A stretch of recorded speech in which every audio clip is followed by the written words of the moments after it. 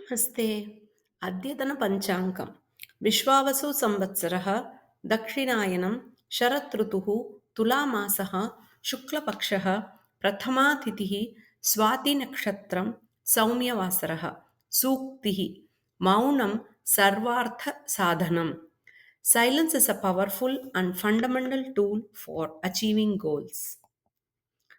अद्यतनकथा पुण्यकोटिः पद्मपुराणकथा कावेरीतीरे करुणाडुग्रामे अनेकाः धेनवः सन्ति. धेनवः प्रतिदिनं प्रातः वनं गच्छन्ति. वने ताः धेनवः तृणं खादन्ति. अनन्तरं पुनः वनतः ग्रामं प्रति गच्छन्ति. एकदा सर्वाः धेनवः ग्रामं प्रति गच्छन्ति. परन्तु पुण्यकोटिः नाम धेनुः तृणं खादन्ती वने एव तिष्ठति. तदा एकः व्याघ्रः आगच्छति. व्याघ्रः वदति, हे धेनु, बहुकालात् मम भोजनं न लब्धं. त्वं मम उत्तमभोजनम्, अतः त्वां मारयित्वा खादामि. पुण्यकोटिः वदति, हे व्याघ्रराजा, सत्यम्, अहं तव उत्तमभोजनं मां मारयित्वा खादतु. परन्तु मम एका प्रार्थना अस्ति. ग्रामे मम वत्सः अस्ति. सः मम प्रतीक्षां करोति. अहं ग्रामं प्रति गच्छामि. वत्साय दुग्धं दत्त्वा पुनः तव समीपे आगच्छामि. एकवारं मम पुत्रस्य दर्शनं कृत्वा आगच्छामि. अनन्तरं मां मारयित्वा भोजनं करोतु. व्याघ्रः वदति, हे धेनो, इदानीं मम वशम् आगतवती. इदानीं त्यजामि चेत् भवती पलायनम् एव करोति. पुनः न कदापि आगच्छति. तव वचने कथं विश्वासं करोमि? पुण्यकोटिः वदति, अहं कदापि असत्यं न वदामि.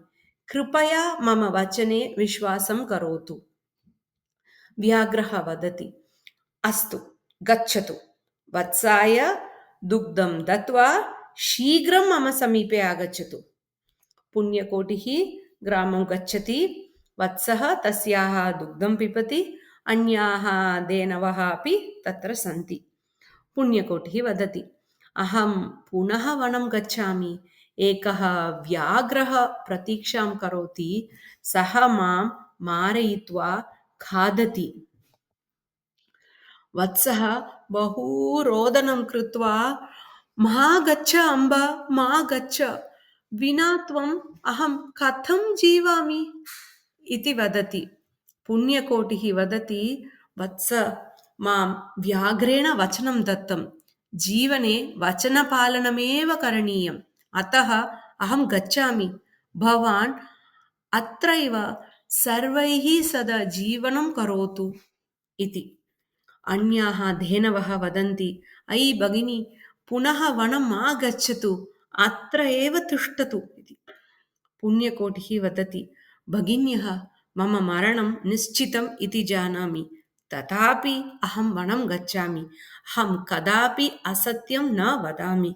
कृपया मम वत्सस्य पालनं कुर्वन्तु. कृपया तं वत्सं मां पीडयन्तु. सः दोषः करोति चेदपि कृपया क्षमां कुर्वन्तु इति उक्त्वा पुण्यकोटिः वनं गच्छति. धेनुः व्याघ्रं वदति, हे व्याघ्रराज, भवान् गमनार्थम् अनुमतिं दत्तवान्. धन्यवादः. इदानीं यथेष्टं मां खादतु. अहं भवतः भोजनम् अस्मि इति. व्याघ्रः वदति, अहो, नूनं त्वं सत्यभाषिणी.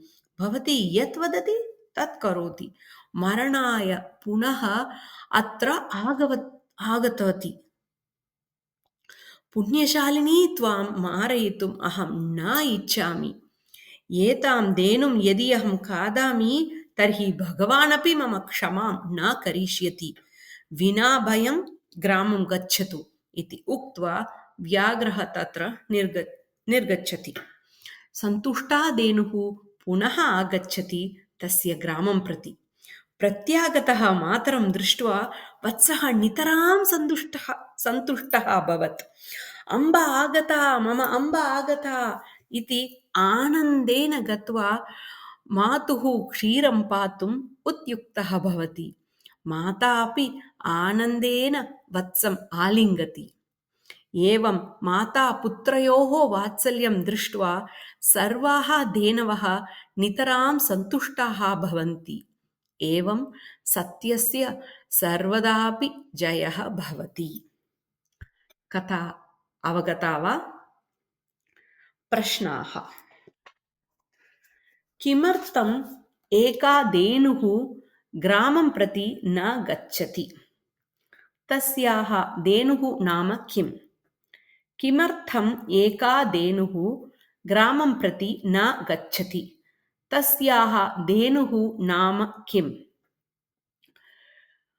पुण्यकोटिः तां मारयितुं व्याघ्रं प्रति किम् उक्तवती? पुण्यकोटिः तां मारयितुं व्याघ्रं प्रति किम् उक्तवती? पुण्यकोटिं वचनं श्रुत्वा व्याघ्रः किम् उक्तवान्?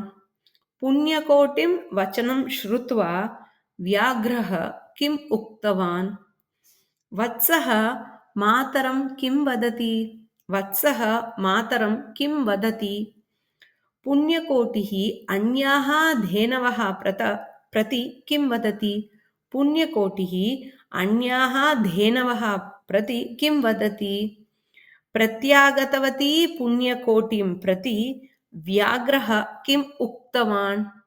प्रत्यागतवती पुण्यकोटिं प्रति व्याघ्रः किम् उक्तवान्?